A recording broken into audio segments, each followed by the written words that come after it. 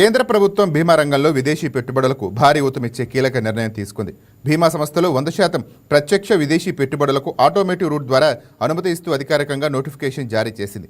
ఈ నిర్ణయంతో విదేశీ పెట్టుబడులకు భారత బీమా రంగంలో మరింత విస్తృతంగా పెట్టుబడులు పెట్టే అవకాశం కలగనుంది. అయితే ఈ పెట్టుబడులు భారత బీమా చట్టం 1938 నిబంధనలకు లోబడి ఉండాలని ప్రభుత్వం స్పష్టం చేసింది. అలాగే విదేశీ పెట్టుబడులు స్వీకరించే సంస్థలు బీమా అనుబంధ కార్యకలాపాలు నిర్వహించేందుకు IRDAI నుంచి అవసరమైన లైసెన్స్ లేదా అనుమతులు తప్పనిసరిగా పొందాల్సి ఉంటుంది. ఇక దేశంలోని అతిపెద్ద బీమా సంస్థ LIC విషయంలో మాత్రం ప్రత్యేక నిబంధనలు కొనసాగుతున్నాయి. LICలో విదేశీ పెట్టుబడుల పరిమితి 20% మాత్రమే కట్టుబడి ఉంచారు. ఇది కూడా ఆటోమేటెడ్ రూట్ ద్వారానే అమల్లోకి ఉంటుందని ప్రభుత్వం వెల్లడించింది. అలాగే విదేశీ పెట్టుబడులు ఉన్న భారతీయ బీమా సంస్థల పాలనలో భారతీయులకు ప్రాధాన్యత కల్పించే కీలక నిబంధన తీసుకువచ్చింది. సంస్థ బోర్డు చైర్మన్, మేనేజింగ్ డైరెక్టర్ లేదా చీఫ్ ఎగ్జిక్యూటివ్ ఆఫీసర్లలో కనీసం ఒకరు భారతీయ నివాస పౌరుడైన ఉండాలని స్పష్టం చేసింది.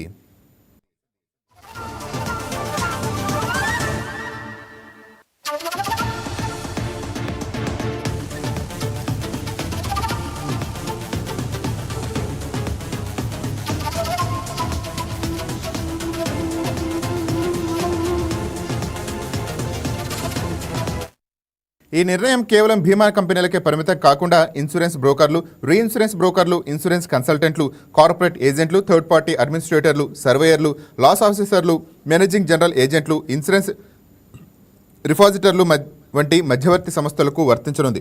వీటిలో కూడా 100% విదేశీ పెట్టుబడులకు ఆటోమేటిక్ రూట్ ద్వారా అనుమతి కల్పించారు. గత ఏడాది డిసెంబర్లో పార్లమెంట్ ఆమోదించిన సబ్కా బీమా సబ్కా రక్షా బిల్ 2025 ద్వారా బీమా రంగంలో చట్టంలో కీలక మార్పులు చోటు చేసుకున్నాయి. ఈ బిల్లుతో బీమా చట్టం 1938, LIC చట్టం 1956, IRDA చట్టం 1999లో సవరణలు తీసుకువచ్చారు. ఇప్పుడు ఆ మార్పులకు అనుగుణంగా కేంద్రం తాజా నోటిఫికేషన్ జారీ చేసింది. ఇదిలా ఉంటే భూ సరిహద్దులు పంచుకునేలా దేశాల నుంచి వచ్చే పెట్టుబడుల విషయంలోనూ కేంద్రం ఇటీవల నిబంధనలు సడలించింది. కొత్త మార్పుల ప్రకారం అలాంటి దేశాల నుంచి 10% వరకు నియంత్రణ లేని వాటా పెట్టుబడులు ముందస్తు అనుమతి లేకుండానే ఆటోమేటిక్ రూట్లో రానున్నాయి. దీంతో భారతదేశంలో విదేశీ పెట్టుబడుల ప్రవాహం మరింత పెరిగే అవకాశం ఉందని ఆర్థిక నిపుణులు అభిప్రాయపడుతున్నారు.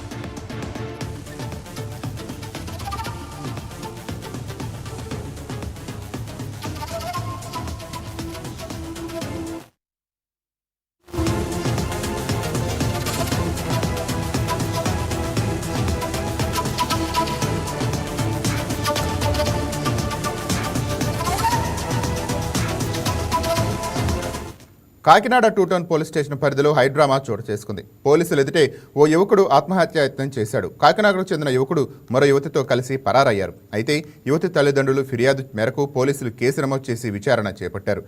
యువకులను పోలీస్ స్టేషన్కు పిలిపించి మాట్లాడారు. తనకు తల్లిదండ్రులే కావాలని, వారితోనే ఉంటానని యువతి చెప్పింది. దీంతో మనస్తాపం చెందిన యువకుడు నిద్రమాత్రలు మింగి ఆత్మహత్యకు యత్నించాడు. దీంతో యువకుడిని హుటాహుటిన ఆసుపత్రికి తరలించారు. ప్రస్తుతం యువకుడి ఆరోగ్యం నిలకడగా ఉందని వైద్యులు తెలిపారు.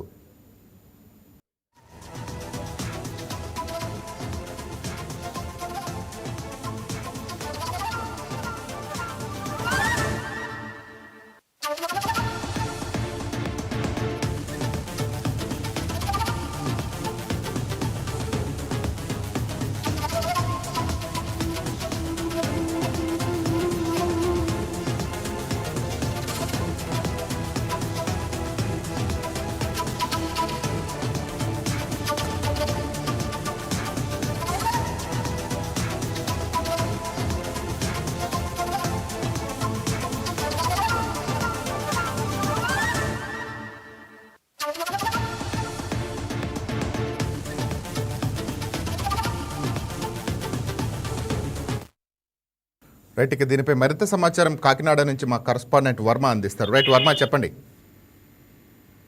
Yes Rajendra, Kakinada 2 town police station లో ఒక ప్రేమికుల హైడ్రామా నడిచిందని చెప్పుకోవాలి. నిద్ర మాత్రలు మింగినటువంటి యువకుడు ఎవరైతే ప్రేమికుడు ఉన్నాడో అతను ఆసుపత్రులకి అయితే కొద్దిసేపటి క్రితం అయితే తరలించారు. పూర్తిగా కూడా సామలకోట మండలం కప్పవరం గ్రామానికి చెందినటువంటి ఇద్దరు యువకులు ప్రేమించుకున్నారు. వాళ్ళు 4 రోజుల క్రితం ఇద్దరు కూడా ఇంట్లోంచి వెళ్ళిపోయిన తర్వాత తాజాగా తల్లిదండ్రులు ఎవరైతే అమ్మాయి తరపు తల్లిదండ్రులు ఉన్నారో వాళ్ళు స్థానిక పోలీస్ స్టేషన్లో కంప్లైంట్ చేశారు. సామలకోట స్టేషన్లో వాళ్ళు ఎక్కినటువంటి ఆటో అలాగే వాళ్ళు ఎక్కడెక్కడ ప్రయాణం చేశారని మొబైల్ ట్రాకింగ్ ద్వారా కనిపెట్టిన తర్వాత వాళ్ళిద్దరిని కూడా ఈరోజు స్థానిక 2 టౌన్ పోలీస్ స్టేషన్కి అయితే తీసుకురావడం జరిగింది. అయితే ఆ యువత తల్లిదండ్రుల ఫిర్యాదు మేరకు వీళ్ళిద్దరిని తీసుకొచ్చిన తర్వాత యువత యువకుడిని 2 టౌన్ పోలీస్ కూడా ఇద్దరు విచారించి పూర్తిగా కూడా ఏం జరిగింది ఏంటని ప్రశ్నించగా పూర్తిగా కూడా తమ ఇద్దరు గత 3 సంవత్సరాల నుంచి కూడా ప్రేమించుకుంటున్నామని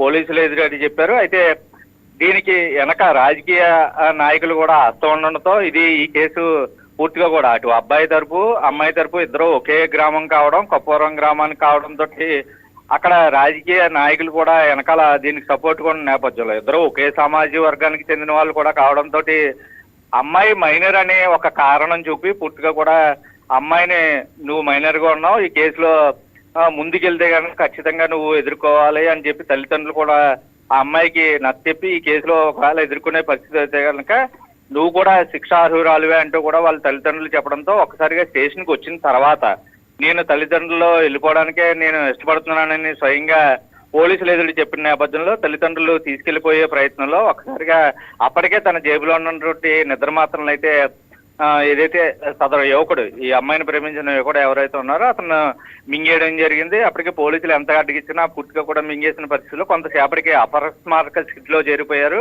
అయితే అటు అబ్బాయి తల్లిదండ్రులు పూర్తిగా కూడా పోలీసులతో వాగ్వాదం చోటు చేసుకుంది 1 గంట పాటు. ఎందుకంటే ఇద్దరికి నచ్చి వెళ్ళిన తర్వాత ఒక అబ్బాయి మీద ఎందుకు కేసు పెడుతున్నారంటూ కూడా అబ్బాయి తరపు తల్లిదండ్రులు కూడా వాగ్వివాదం చేసుకున్నారు. ఒక్కసారిగా కొంత తోపులాట కూడా జరిగింది. అటు తర్వాత అటు అమ్మాయి కూడా కేసు నమోదు చేస్తేనే ఇరువురి మీద కేసు నమోదు చేయండి, ఒక అబ్బాయి మీద ఎందుకు నమోదు చేస్తారని ప్రతిఘటించడంతో అప్పుడే హాస్పిటల్ తీసుకెళ్తాం లేదంటే వదిలేయండి అని చెప్పిన తర్వాత పోలీసులు మధ్యవర్తులుగా ఉండి పూర్తిగా ముందు ఆరోగ్యం ముఖ్యం అంటూ కూడా వాళ్ళని సర్ది చెప్పి అటు తర్వాత పోలీసులు కాకినాడ జీజీహెచ్కి అయితే తరలించారు. యువకుడు ప్రస్తుతం క్షేమంగా ఉన్నాడు. ఏదేమైనా ప్రేమికుల హైడ్రామా చాలా వరకు కొంత గందరగోళాన్ని అయితే సృష్టించింది. ప్రస్తుతం ఇరువురి మధ్య పోలీసులు కేసు నమోదు చేసి దర్యాప్తు చేస్తున్నారు. Rajendra. Right, thank you Varma.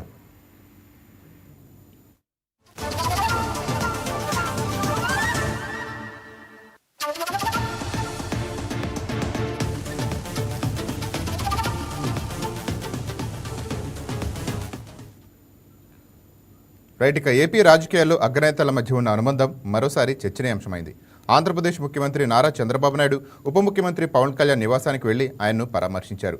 ముక్కుకు శస్త్రచికిత్స అనంతరం విశ్రాంతి తీసుకుంటున్న పవన్ను కలిసి ఆయన ఆరోగ్య పరిస్థితులపై ఆరా తీశారు.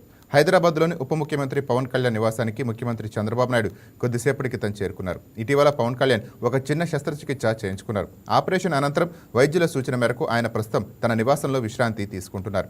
ఈ క్రమంలో తన రాజకీయ మిత్రుడు కేబినెట్ సహచరుణ్ణి పరామర్శించేందుకు చంద్రబాబు స్వయంగా వెళ్లారు. ముఖ్యమంత్రికి పవన్ కళ్యాణ్ దంపతులు సాదరంగా స్వాగతం పలికారు. పవన్ కళ్యాణ్తో పాటు ఆయన సతీమణి అన్నా కొణిదెల కూడా చంద్రబాబు నాయుడికి స్వాగతం పలికి లోపలికి ఆహ్వానించారు. చాలాసేపు పవన్తో గడిపిన ముఖ్యమంత్రి శస్త్రచికిత్స తర్వాత కోలుకునే ప్రక్రియ గురించి అడిగి తెలుసుకున్నారు. పవన్ త్వరగా కోలుకోవాలని, తిరిగి జనాల్లోకి రావాలని ఈ సందర్భంగా చంద్రబాబు ఆకాంక్షించారు.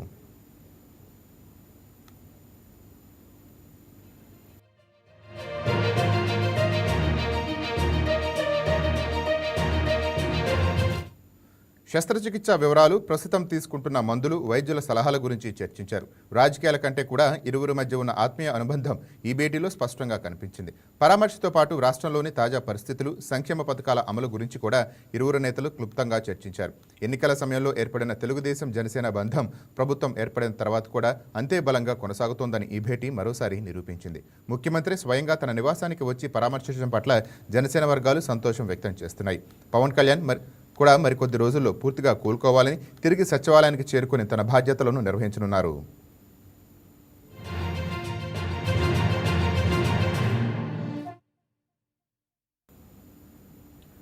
కూటమి పాలనలో అన్ని వర్గాలకు మేలు జరుగుతుందని కేంద్ర మంత్రి రామ్మోహన్ నాయుడు అన్నారు. కవిటి మండలంలో ఎమ్మెల్యే అశోక్ క్యాంప్ కార్యాలయంలో నిర్వహించిన ప్రజా దర్బార్లో పాల్గొన్న కేంద్ర మంత్రి రామ్మోహన్ నాయుడు ప్రజల నుంచి వినతులను స్వీకరించారు.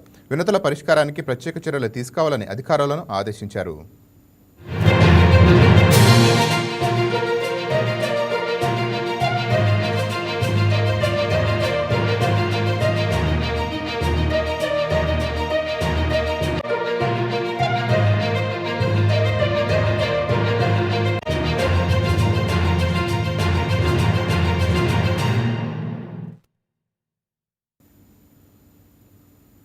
గుంటూరు జిల్లా వేమూరు నియోజకవర్గంలో పలు అభివృద్ధి కార్యక్రమాల ప్రారంభోత్సవం జరిగింది. ప్రజావేదికను ఎమ్మెల్యే నక్కా ఆనందబాబు ప్రారంభించారు. అనంతరం అమృతలూరులో 15 లక్షల వ్యయంతో నిర్మించిన సైడ్ డ్రైనేజ్ను ప్రారంభించారు. అనంతరం మండల పరిధిలోని గ్రామాల్లో పర్యటించిన ఎమ్మెల్యే నక్కా ఆనందబాబు ప్రజల సమస్యలు తెలుసుకున్నారు. వాటి పరిష్కారానికి చర్యలు తీసుకోవాలని అధికారులను ఆదేశించారు.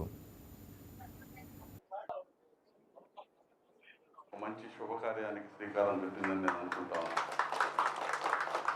ఈ ప్రజావేదిక ఈ మండలంలోని ప్రజలందరూ కూడా వాళ్ళ సమస్యల పరిష్కారానికి ఒక మంచి వేదికగా నిలుస్తుందని నేను ఈ సందర్భంగా తెలియజేస్తా ఉన్నా. ఒక వేదిక నిర్మాణం చేశారు, వారికి వారుగా ఆలోచన చేసి ఒక మంచి పేరు పెట్టారు. ప్రజా సమస్యల పరిష్కారం కోసం నిరంతరం పరితపించేటటువంటి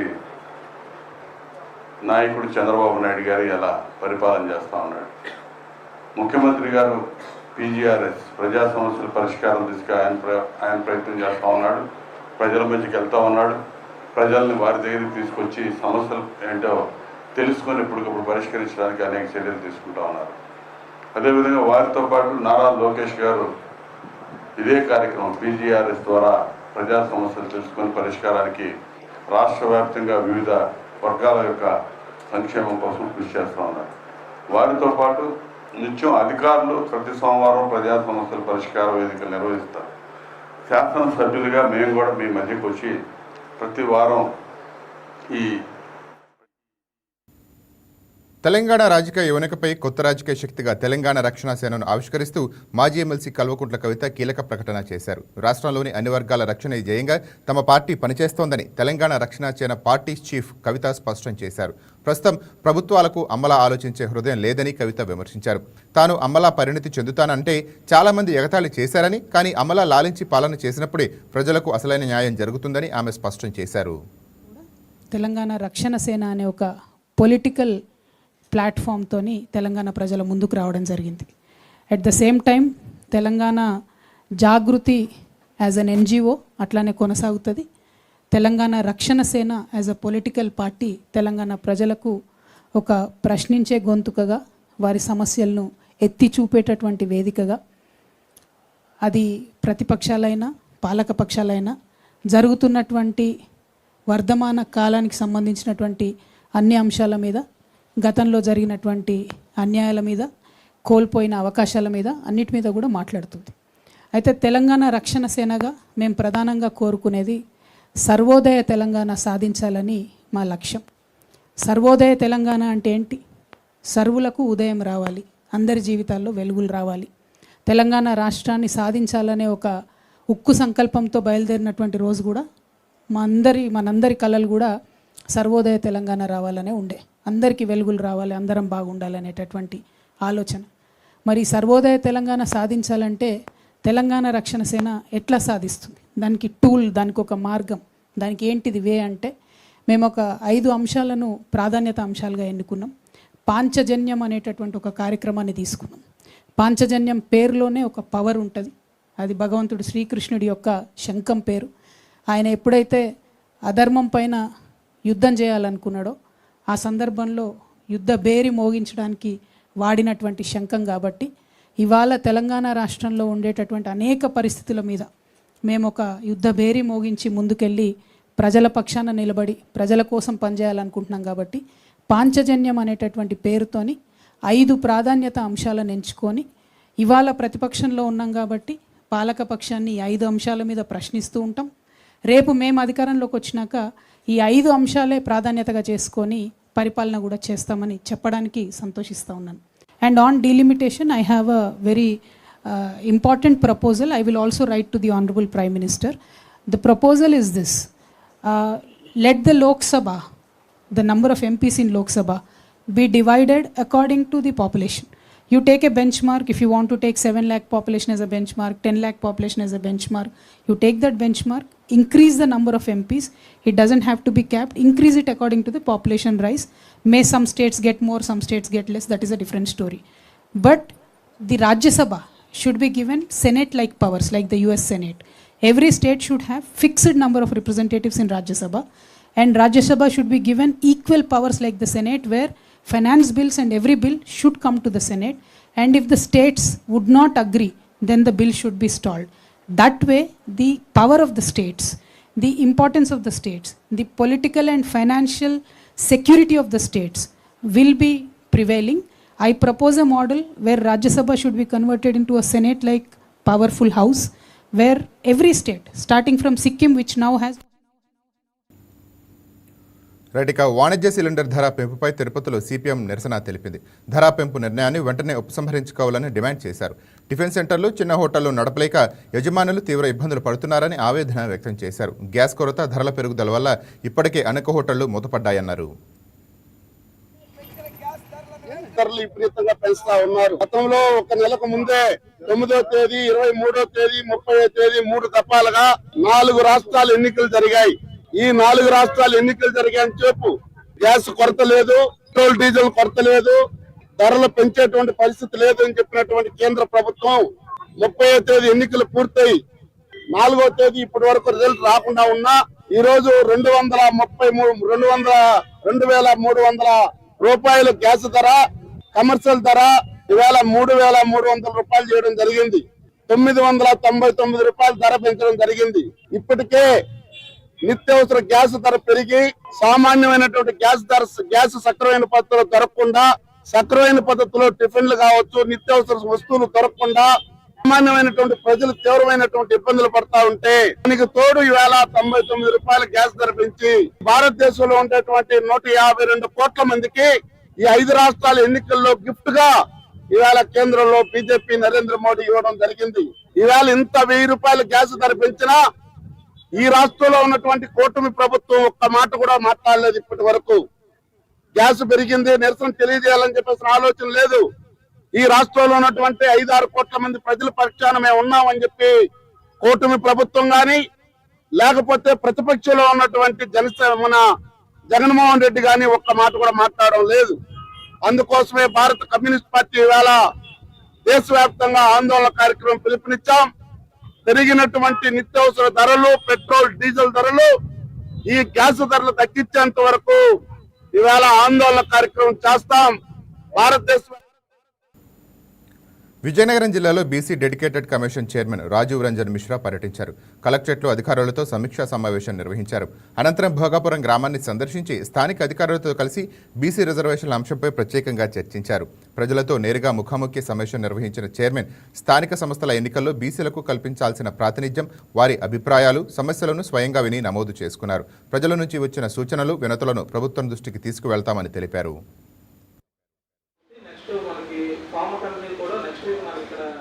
Some of the issues which we have to look at. One, then BC schemes, etc.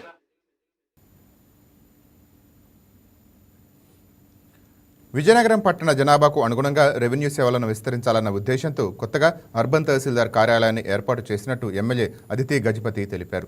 పట్టణంలో తహసీల్దార్ నూతన కార్యాలయాన్ని ఎమ్మెల్యే ప్రారంభించారు. దీనివల్ల ప్రజలకు రెవెన్యూ సేవలు మరింత చేరువ అవుతాయని ఎమ్మెల్యే తెలిపారు. అందుబాటులోకి వచ్చిన సేవలను ప్రజలు సద్వినియోగం చేసుకోవాలని ఆమె కోరారు. ప్రస్తుతం జనగణన జరుగుతున్న నేపథ్యంలో ఇక్కడ పూర్తి స్థాయిలో సేవలు అందుబాటులోకి రావడానికి కొద్ది సమయం పడుతుందని చెప్పారు. అలాగే కొత్త భవనాన్ని నిర్మించేందుకు కూడా ప్రతిపాదనలు సిద్ధం చేస్తున్నామని వెల్లడించారు.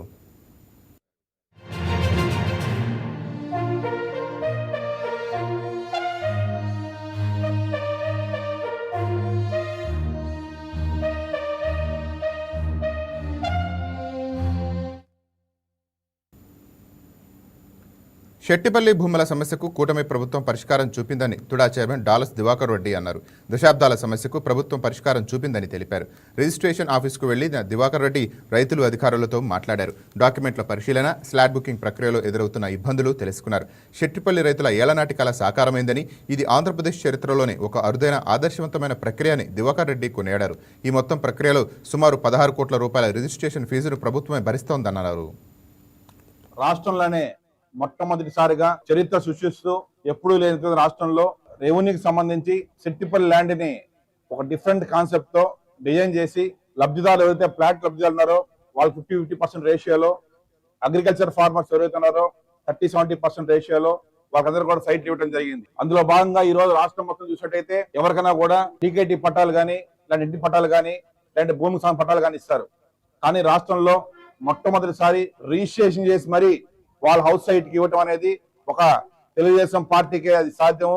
ఎన్డీఏ కూటమికి అది సాధ్యం. గత 40 నుంచి 50 సంవత్సరాలుగా ఉన్నటువంటి ఈ డిస్ప్యూట్ ల్యాండ్ చాలా మంది డబుల్ రిజిస్ట్రేషన్, ట్రిపుల్ రిజిస్ట్రేషన్ చేసి చాలా మంది ఇబ్బంది పడుతుంటే 2014లో మా ముఖ్యమంత్రి చంద్రబాబు నాయుడు అయినప్పుడు 2018-19 పీరియడ్ లో దీనికి సంబంధించినటువంటి జీవోని రెడీ చేసిన తర్వాత 2019లో దురదృష్టం తెలుగుదేశం గవర్నమెంట్ రాకపోయే లోపల 2019-2024 గవర్నమెంట్ లో మాజీ ముఖ్యమంత్రి ఇక్కడున్నటువంటి లోకల్ పార్టీకి సంబంధించిన నాయకులందరూ కూడా దాన్ని భూ కబ్జాదారులందరూ కూడా దానిపైన కన్నేసి వాళ్ళకి ఏ పనులు కూడా చేయకుండా వాళ్ళకి ఊరికి టైం పాస్ చేసుకుని మాటలు చేశారు.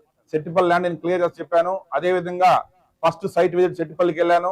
చెప్పిన మాట ప్రకారం 100 రోజులైన జీవో తీసుకొని వచ్చేసి వాళ్ళకందరికి కూడా ఎక్కడ కూడా ఏదో రోడ్ సైడ్ పోయి లాటరీ వేయకుండా పర్ఫెక్ట్ గా ఆన్లైన్ లాటరీ సింగిల్ బటన్ తోనే ముఖ్యమంత్రి శ్రీ నారా చంద్రబాబు నాయుడు చేతుల మీదుగా సింగిల్ బటన్ తోనే అగ్రికల్చర్ ఫార్మర్స్ కావచ్చు, ఫ్లాట్ దారు కావచ్చు, వాళ్ళ సమక్షంలోనే ఎల్ఈడి స్క్రీన్ పెట్టి మరి సీఎం గారి చేతితో జనవరి 15 లాటరీ వేయడం జరిగింది. సుమారుగా 910 మందికి 2 సెంట్లు లోపల ఫ్లాట్ ఉంటే మా ముఖ్యమంత్రి చంద్రబాబు నాయుడు గారు, మా యువ నాయకుడు నారా లోకేష్ గారు వాళ్ళకి 2 సెంట్లు లోపల అర్బన్ లో ఫ్లాట్ ఇస్తే ఇల్లు కట్టుకోలేమని చెప్పిన వెంటనే వాళ్ళందరికి కూడా 2 సెంట్లు మినిమం ఇవ్వాలని చెప్పేసి అని కూడా చెప్పడం జరిగింది. ప్రభుత్వం 1 నిమిషం ఆలోచించుకుంటా లోకేష్ గారు, సీఎం గారు వెంటనే అయిన వాళ్ళు పర్లేదు, గవర్నమెంట్ భరిస్తుంది, ప్రతి ఒక్కరు కూడా సరే 2 సెంట్లు మినిమం పెట్టే విధంగా ప్లాన్ చేసేసి వాళ్ళు కూడా 2 సెంట్లు లాట్ ఇవ్వడం జరిగింది. వాళ్ళకి రిజిస్ట్రేషన్ చేసుకొని ఇన్ని సంవత్సరాలు ఇబ్బంది పడినారు సార్. వాళ్ళు రిజిస్ట్రేషన్ చేసుకోవాలంటే కష్టం అనిపిస్తే సుమారుగా 16 కోట్ల రూపాయల రిజిస్ట్రేషన్ ఫీజుని కూడా ₹1 కూడా డబ్బు లేకుండా రిజిస్ట్రేషన్ కూడా వాళ్ళకి ఫ్రీగా చేసి వాళ్ళకి ప్లాటింగ్ కూడా ఇది ఒక చరిత్ర. కాబట్టి రానున్న రోజుల్లో ఇది ఒక కేస్ స్టడీగా తీసుకొని ఆంధ్రప్రదేశ్ లో ఇలాంటివి ఇంకా మరిన్ని కూడా ఎన్డీఏ కూటమి చేస్తానని చెప్పి నేను మనస్ఫూర్తిగా మీకు అందరికి మాకు ఇక ఆంధ్రప్రదేశ్ విద్యా వ్యవస్థలో మార్పులు తెచ్చే లక్ష్యంతో ఉపాధ్యాయుల నైపుణ్యాలను కూడా అంతర్జాతీయ స్థాయికి పెంచాలని ఏపీ విద్యాశాఖ భావిస్తోంది. అందుకే గ్లోబల్ ఎక్స్పోజర్ అనే కార్యక్రమానికి శ్రీకారం చుట్టారు. ఈ కార్యక్రమంలోనే రాష్ట్రానికి చెందిన 37 మంది ఉత్తమ ఉపాధ్యాయుల బృందం ఈ నెల 4 నుంచి 9 వరకు సింగపూర్లో పర్యటించనుంది. ప్రపంచంలోనే అత్యుత్తమ విద్యా విధానం కలిగిన దేశాల్లో సింగపూర్ కూడా ఒకటి. ముఖ్యంగా అక్కడి సెకండరీ విద్యా విధానం, బోధనా పద్ధతులు, పాఠశాల నిర్వహణపై ఈ బృందం క్షేత్రస్థాయిలో అధ్యయనం చేయనుంది. కేవలం తరగతి గదులకే పరిమితం కాకుండా ప్రపంచవ్యాప్తంగా వస్తున్న మార్పులను మన ఉపాధ్యాయులు స్వయంగా చూసి తెలుసుకోవాలన్నది విద్యాశాఖ మంత్రి లోకేష్ ఆలోచన. ఈ పర్యటన ద్వారా నేర్చుకున్న అంశాలను మన రాష్ట్ర పాఠశాలలో అమలు చేయడం ద్వారా బోధనలో నాణ్యత పెరుగుతుందని ప్రభుత్వం భావిస్తోంది. అయితే సింగపూర్తో ఈ ప్రక్రియ ఆగిపోదు. జూన్, జూలైలో నెలలో మరో ఉపాధ్యాయుల బృందాన్ని ఫిన్లాండ్కు పంపేందుకు ప్రభుత్వం ఏర్పాటు చేస్తోంది. ప్రాథమిక విద్యలో ప్రపంచానికి ఆదర్శంగా నిలిచే ఫిన్లాండ్ నమూనాను అధ్యయనం చేయడం ద్వారా ఏపీలో విద్యా ప్రమాణాలు మరింత మెరుగుపడతాయని అంటున్నారు మంత్రి నారా లోకేష్. బాధ్యతలు చేపట్టాక విద్యాశాఖలో ఉపాధ్యాయులను కేవలం బోధకులుగా కాకుండా గ్లోబల్ మెంటర్స్గా మార్చాలని లక్ష్యంగా పెట్టుకున్నారు. గురువు బాగుంటేనే శిష్యుడి భవిష్యత్తు బాగుంటుంది అనే నమ్మకంతో వారికి అలాంటి అంతర్జాతీయ వేదికలను కల్పిస్తున్నారు. అయితే విదేశాల్లోని ఉత్తమ పద్ధతులను మన ఊరి బడికి తీసుకువచ్చే ఈ ప్రయత్నం వల్ల గ్రామీణ ప్రాంత విద్యార్థులకు కూడా ప్రపంచ స్థాయి విద్య అందుబాటులోకి వస్తుంది. నారా లోకేష్ తీసుకుంటున్న ఇటువంటి సాహసోపేతమైన నిర్ణయాత్మక నిర్ణయాలు ఆంధ్రప్రదేశ్ను విద్యారంగంలో దేశానికే దిక్సూచిగా నిలబెడుతున్నాయి.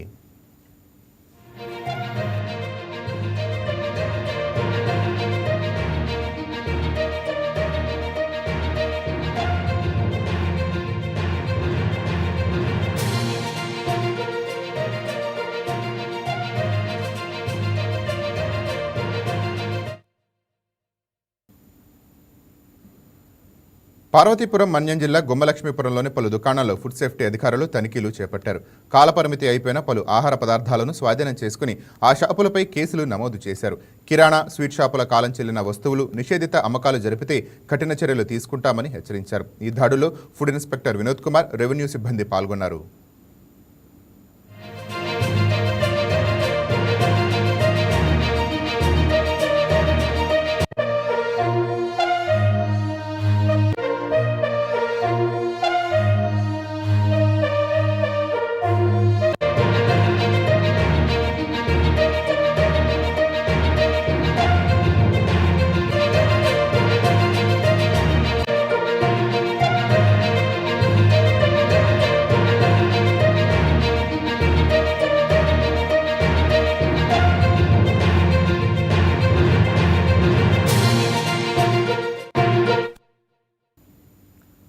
పెంచలకోన లక్ష్మీ నరసింహస్వామి వార్షిక బ్రహ్మోత్సవాలు అత్యంత వైభవంగా జరుగుతున్నాయి.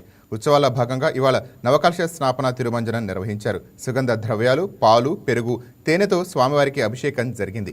అత్యంత కీలకమైన చక్రస్నాన కార్యక్రమం కోనేరులో ఘనంగా జరిగింది. సుదర్శన చక్ర తాళ్వార్ పవిత్ర జలాలతో స్నానం ఆచరించారు. ఈ అద్భుత ఘట్టాన్ని వీక్షించేందుకు భక్తులు భారీగా తరలివచ్చారు. గోవిందనామ స్మరణతో పెంచలకోన మారుమోగింది.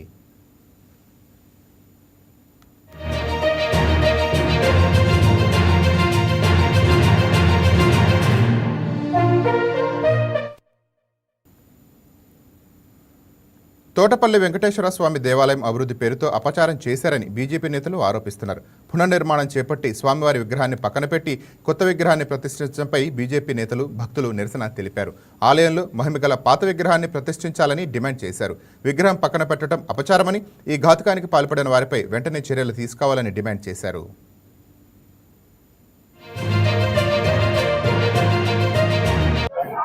తోటపల్లిలో వెలిసినటువంటి స్వయంభూగా వెలిసిన శ్రీ శ్రీ శ్రీ కళ్యాణ వెంకటేశ్వర స్వామి ఆలయంలో ఎండోమెంట్ అధికారుల నిర్లక్ష్యమా లేక ఎవరి నిర్లక్ష్యమో తెలియదు కానీ 52 సంవత్సరాలుగా పూజలు అందుకుంటున్నటువంటి స్వామివారి విగ్రహాన్ని నడి రోడ్డుపై ఈరోజు పడేసి నూతనంగా ఒక విగ్రహాన్ని ప్రతిష్ఠ చేశారు.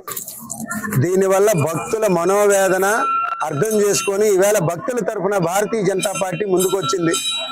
మేము ఒకటే అడుగుతున్నాం, ఈరోజు 52 సంవత్సరాల పూజలు అందుకున్న వెంకటేశ్వర స్వామి విగ్రహానికి నమూనాగానే ఈవేళ ఆలయాన్ని ఎండోమెంట్ అధికారులు డిజైన్ చేయడం జరిగింది. అలాంటప్పుడు ఆ విగ్రహాన్ని కాకుండా కొత్త విగ్రహాలు పెట్టడం వల్ల ఆంతర్యం ఏంటి? ఇది ఎవరి స్వార్థం కోసం చేశారన్నది మొదటి ప్రశ్న. అలాగే 52 సంవత్సరాల పూజలు చేసుకున్న విగ్రహానికి శక్తి ఎంత ఉంటుందో అధికారులకి తెలుసు, ఇక్కడున్న ప్రతి భక్తుడికి తెలుసు. అలాంటప్పుడు ఈవేళ నడి రోడ్డు పైన ఒక R&B స్థలంలో రేకుల షెడ్ వేసి పెట్టడం దారుణం, శోచనీయం.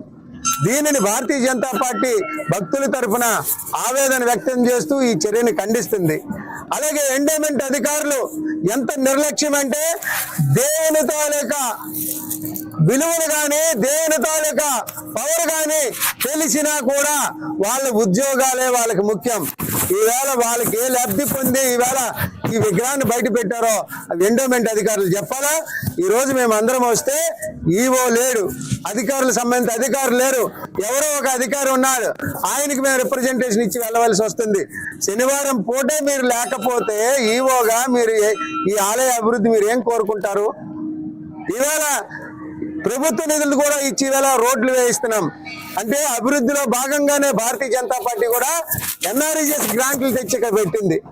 ఈవేళ ఇంత అభివృద్ధికి సహకరిస్తున్న స్వామివారి విగ్రహాన్ని ఆవేళ మాట ఇచ్చాడు గత ఈవో.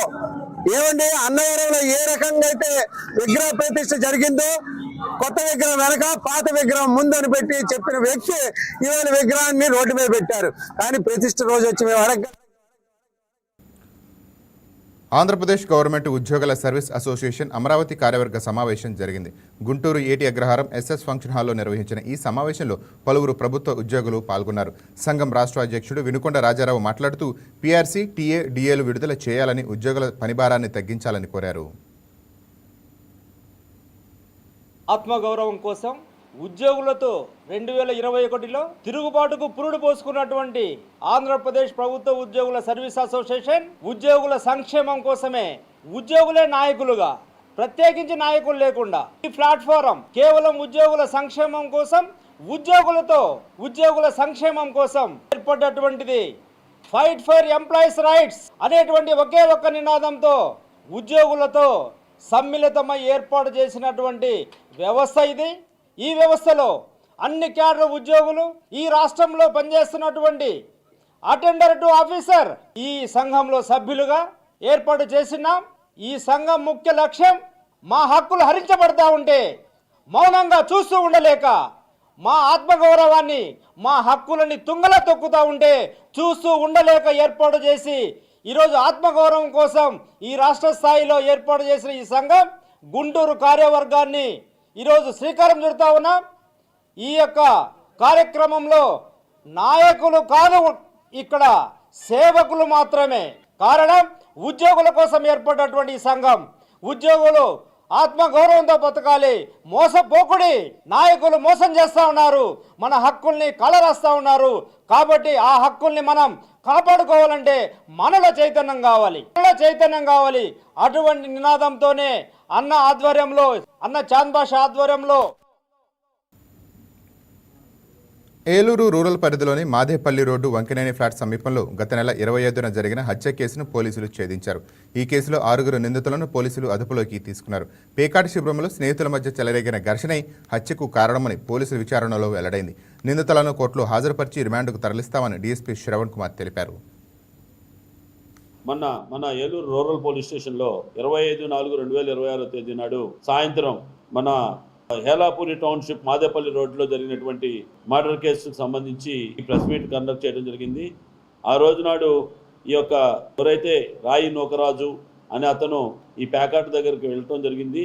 అప్పుడు అక్కడ అతనితో పాటుగా ఈ యొక్క ముద్దాయిలైనటువంటి మహంకాళి సత్యబాబు అనే సత్తిపండు, అదేవిధంగా నక్క యేసురత్నం అనే లక్ష్మణ్, ఇంకా కొంతమంది కలిసి ఈ ప్యాకాట ఆడటం జరుగుతోంది. ఈ ప్యాకాట ఆడే క్రమంలో వాళ్ళ దగ్గర ప్యాకాట్ డబ్బులు ఇచ్చిపుచ్చుకునే విషయంలో గొడవ జరగడం జరిగింది. దాని విషయమే ఒక ఆర్గ్యుమెంట్ జరగంగానే సత్తిపండు అనే అతను తన స్నేహితులైనటువంటి కొంతమందికి ఫోన్ చేసి పిలిపిస్తాడు. గుమ్మళ్ళ సాయి దుర్గా ప్రసాద్, కొల్లి అనిల్ అనే మొన్న, తర్వాత కట్టు ప్రశాంత్ కుమార్ అనే మొన్న, తర్వాత గడ్డం బ్రహ్మానందం, వీళ్ళందరికీ ఫోన్లు చేసి వీళ్ళు రమ్మని చెప్పేసి వెంటనే ఒక ప్లాన్ చేసుకొని వీడిని ఎలాగైనా మనం ఎదిరికించాడు ఈ ఏరియాలో అని చెప్పేసి. ఎందుకంటే గతంలో వీళ్ళు ఈ 2 టౌన్ ఏరియాలో ఉండేవాడు ఈ సత్తిపండు అనే అతను. తర్వాత కొన్నాళ్ళు ఇతను ఈ సత్తిపండు ఇక్కడ వదిలేసి అనకాపల్లి అనే ఊర్లోకి పోయాడు. ఈ అనకాపల్లిలో కొంతకాలం అక్కడ కేసులు అవటం, గతంలో ఇతని పైన కూడా దాదాపుగా 12 కేసుల దాకా ఉన్నాయి. వీళ్ళందరినీ పిలవటం, వీళ్ళందరూ కూడా మనల్ని ఎదురు తిరుగుతున్నాడు ఇతను అని చెప్పేసి వెంటనే అక్కడ ఉన్నటువంటి రాళ్ళు తీసుకొని అటాక్ చేయడం జరిగింది. అక్కడే చనిపోవడం కూడా జరిగింది. సో వీళ్ళు ఎవరైతే తర్వాత వీళ్ళందరూ పారిపోయారు. ఈ రోజున అరెస్ట్ చేయడం జరిగింది. వీళ్ళందరి పైన కూడా ఈరోజు అరెస్ట్ చేసి రిమాండ్ పంపడం జరిగింది. ఇప్పుడు ఈ సత్తిపండు మీద సుమారుగా 2 కేసులు, అదేవిధంగా ఈ లక్ష్మణ్ గారు ఏదైతే A2 ఉన్నాడో అతని పైన 1 కేసు, అదేవిధంగా A3 పైన 1 కేసు, అలానే A5 అయినటువంటి ప్రశాంత్ కుమార్ మీద 5 కేసులు, ఈ గడ్డం బ్రహ్మానందం మీద 6 కేసులు ఉండటం జరిగింది. సో వీళ్ళందరూ కూడా ఈరోజు రిమాండ్ చెప్పడం పంపించడం జరిగింది. గతంలో చేసిన కేసులపైన బెయిల్ క్యాన్సిల్ చేయడంతో పాటు వీళ్ళపైన కూడా పీడీ యాక్ట్ కేసులు పెట్టడం కూడా జరుగుతుంది. ఇంకా కూడా ఉందండి, ఉన్నది. అదే చెప్తున్నాం, ఎప్పటికప్పుడు లాస్ట్ వాళ్ళు ఎలా ఉంటారంటే ఎవ్రీడే మన దగ్గరకు వస్తూనే ఉన్నట్టు ఉంటారు, కానీ వాళ్ళ టైం పట్టేసి దాన్ని ఇచ్చేస్తారు. 1 వీక్ బ్యాక్ అతను తీసుకురావడం. కాంతారా మూవీ హీరో రిషబ్ శెట్టి కేంద్ర మంత్రి అమిత్ షాతో భేటీ అయ్యారు. అమిత్ షాను కలిసిన రిషబ్ శెట్టి పలు అంశాలపై చర్చించారు. అయితే తాను కేంద్ర హోంమంత్రి అమిత్ షాను మర్యాదపూర్వకంగానే కలిసినట్టు నటుడు రిషబ్ శెట్టి తెలిపారు. అమిత్ షాతో దిగిన ఫోటోలను సోషల్ మీడియాలో పోస్ట్ చేశారు.